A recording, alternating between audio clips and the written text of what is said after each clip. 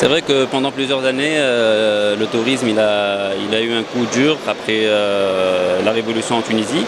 Donc on est passé par des années très très difficiles. Plusieurs hôtels ils ont dû faire face à des problèmes financiers à cause du manque de touristes en Tunisie, ce qui a fait que certains ont dû fermer.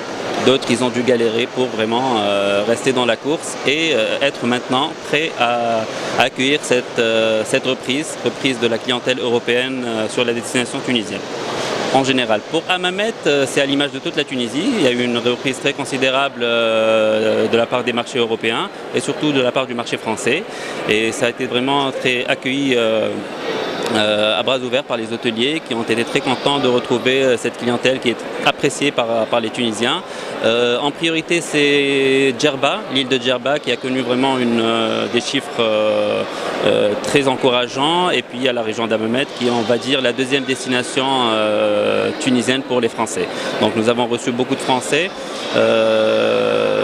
Nous avons vraiment mis tout en œuvre. En tant que pays, la Tunisie a fait des efforts vraiment monstres en termes de sécurité pour rassurer. C'est vrai que pendant les dernières années, il n'y a pas eu de problème. Depuis l'attentat de Sousse, il n'y a pas eu de problème en Tunisie. Il y a eu un renforcement de la sécurité. Mais cette dernière année, il y a eu vraiment des efforts encore plus considérables pour arriver à convaincre les tours opérateurs et convaincre surtout les autorités, les pays étrangers à lever leurs restrictions sur la Tunisie. La France n'a pas fait de restrictions sur la Tunisie. Il y a eu une restriction de la part du marché anglais qui a été levée dernièrement, le marché hollandais également. Donc on sent qu'il y aura une reprise pour l'année prochaine qui est très très considérable de tous les marchés européens. La présence de la Tunisie en tant qu'office national du tourisme tunisien, c'est une habitude qui n'a jamais été coupée depuis des années. La présence des hôteliers et des professionnels du tourisme tunisien également. Nous sommes toujours présents, nous avons toujours été présents, même lors des années difficiles, sur tous les salons, les plus grands salons comme Topresa à Paris, comme l'ITB à Berlin, comme le WTM à Londres, etc. Donc on n'a jamais lâché notre pays, on va dire, on n'a jamais lâché l'affaire. On a toujours tenu bon, on a toujours cru en cette reprise. Et là, nous sommes contents de retrouver un peu l'espoir, de retrouver les chiffres de 2010 ou bien des années antérieures où la Tunisie vraiment avait un tourisme florissant. Ça a été très difficile et ça l'est encore.